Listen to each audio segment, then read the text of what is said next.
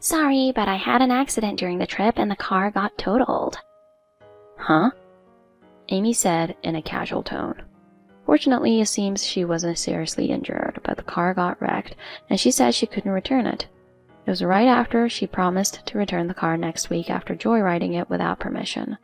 I was suddenly at a loss for words. My mind went blank due to the sudden turn of events.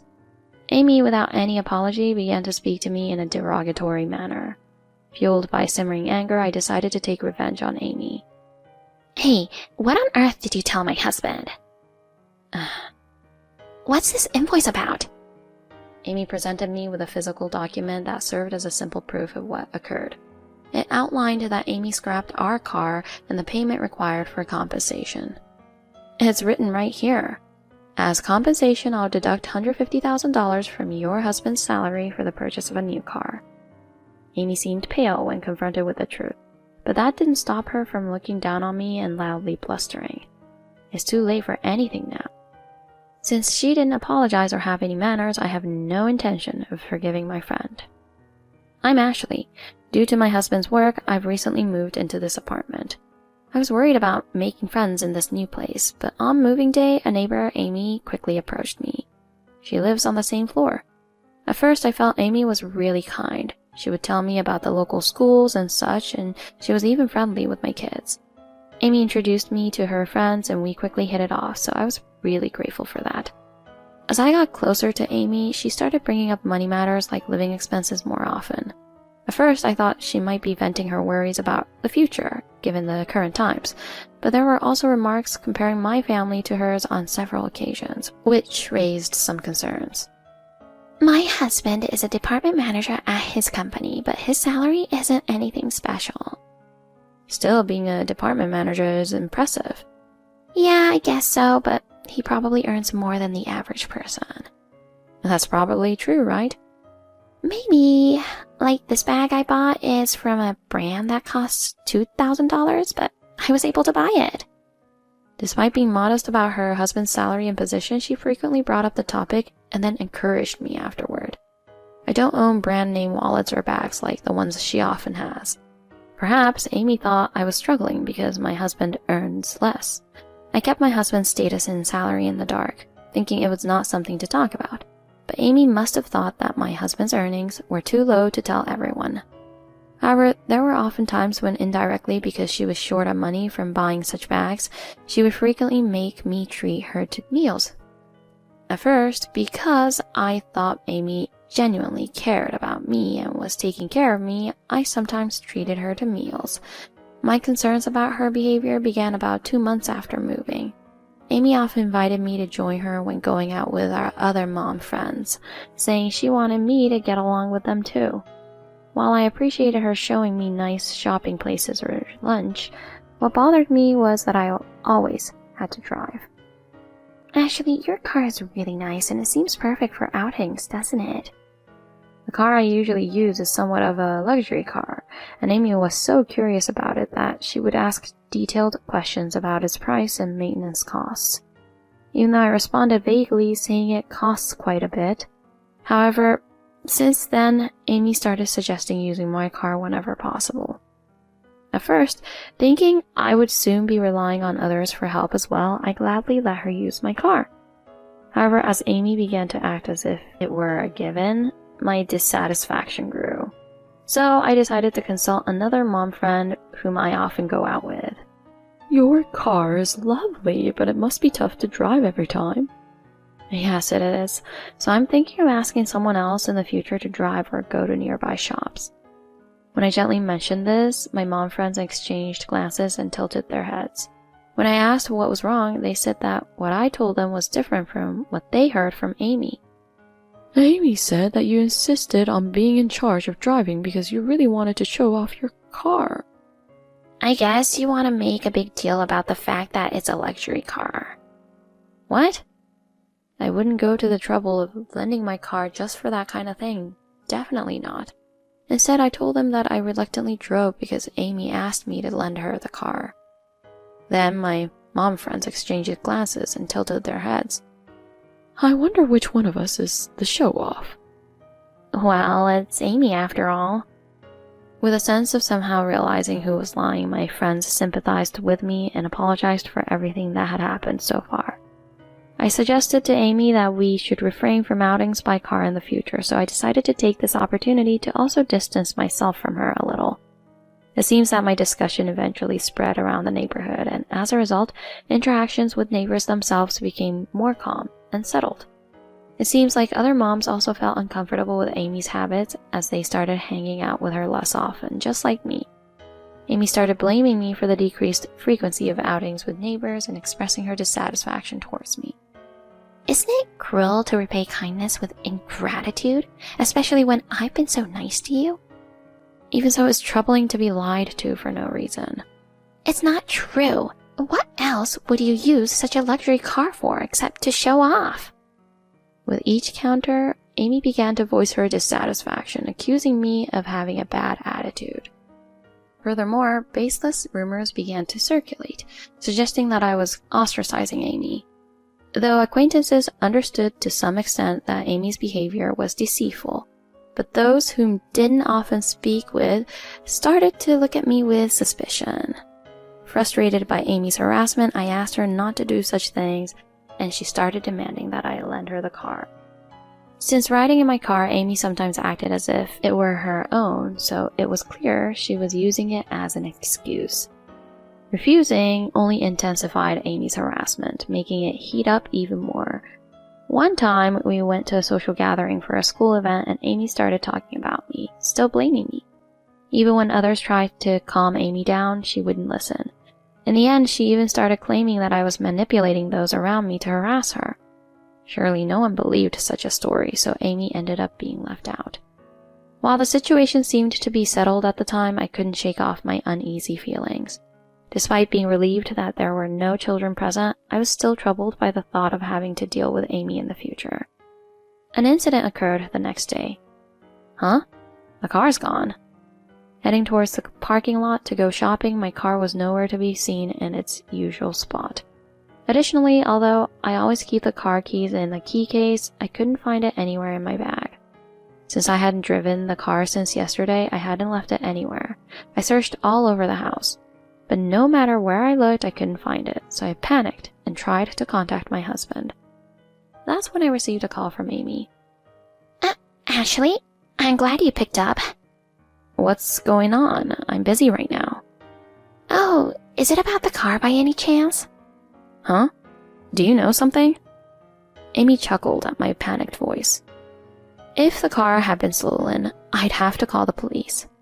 A sense of dread crept over me when Amy called just as I was thinking about that. Since I'm the one borrowing it now, obviously there's no car. Huh? What do you mean? It means exactly what it sounds like. I borrowed it because you wouldn't give me a ride. Why? What about the car keys? You didn't...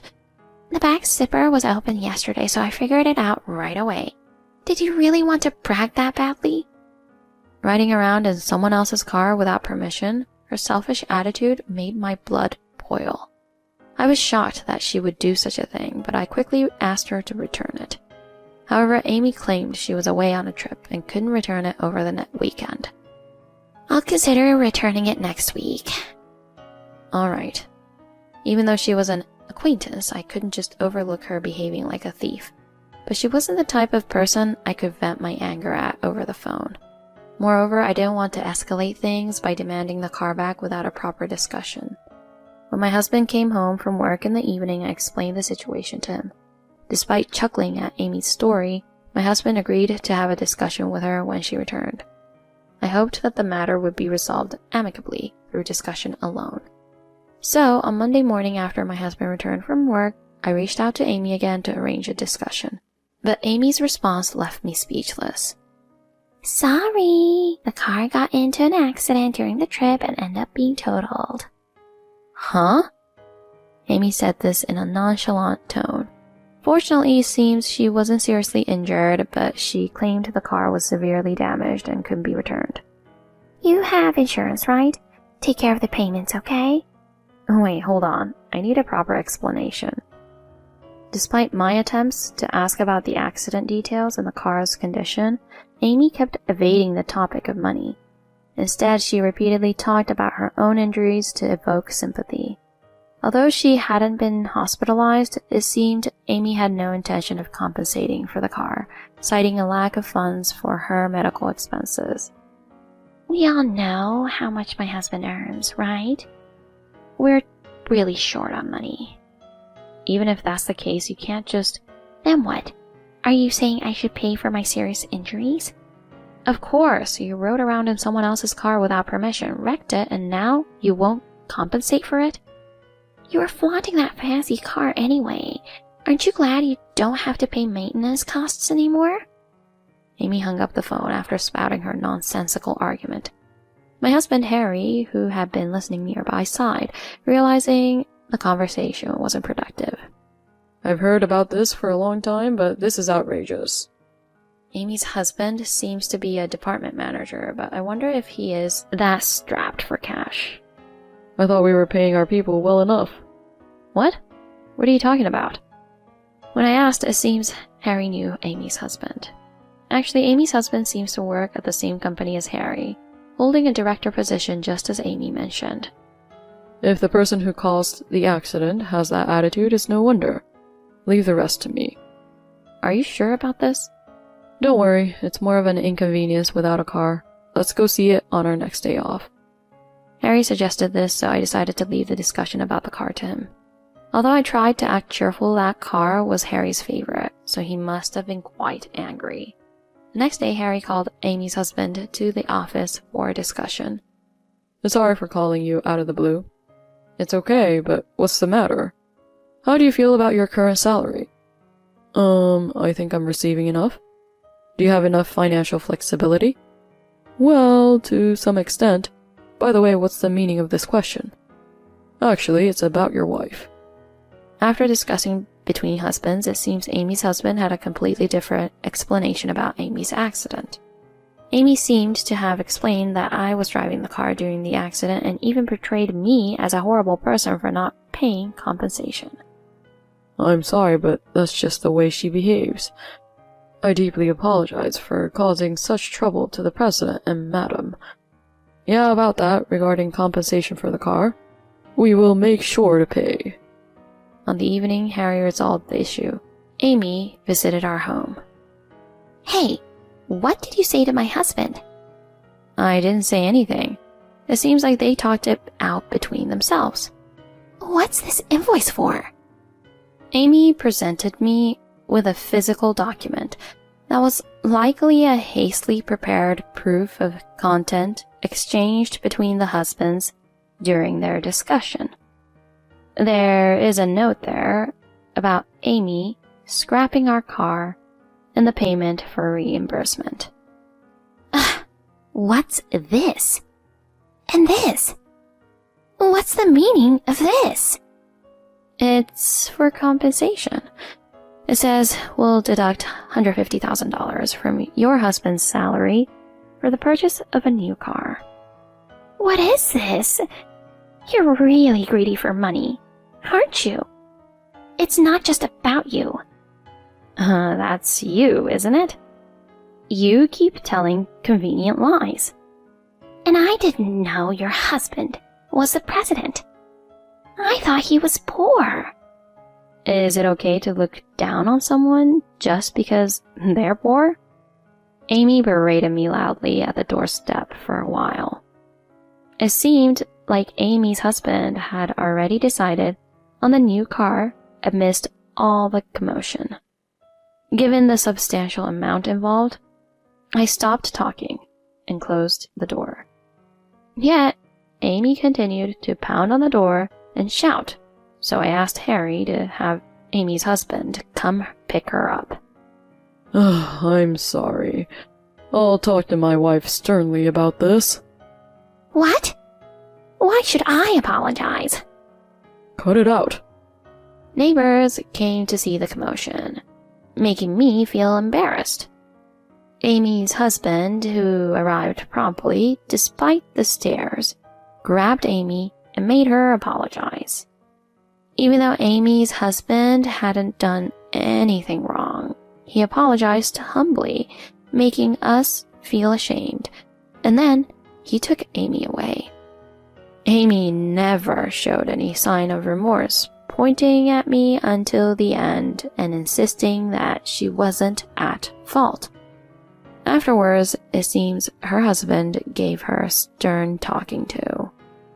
She started ignoring me, even when I looked at her, and eventually she disappeared altogether. The children seemed puzzled by her absence at school events at first, but soon they stopped caring. Hearing that the kids were doing fine at school reassured me. Amy's husband was furious about her lies and came to our house to express his dissatisfaction. This, along with Amy's attitude, seemed to push their marriage to the brink of divorce. Regarding the car, it was agreed between the husband that the expenses would be deducted from Amy's husband's salary as per the formal agreement they made. However, Amy's misdeeds reached both families, and she was forced to move far away to her parents' house. According to Amy's husband, she's now working part-time under her parents' surveillance. It seems she's not allowed to return until she repays the car expenses her husband paid for. As for us, my husband recently purchased that infamous new car. Although it's an expensive luxury vehicle, it's my husband's hobby, so I didn't say anything about it. Amy's husband seems to be working hard to repay the car compensation, and this effort is contributing to the smooth operation of his business. Thanks to this, the company's management seems to be going smoothly. I heard from Harry that, with her parents covering the expenses, a divorce settlement is imminent, and now her husband seems relieved. Nice car. Would you like to go out together sometime? Lately, I've been hanging out with nice mom friends who are polite and kind, and we're having a good time together.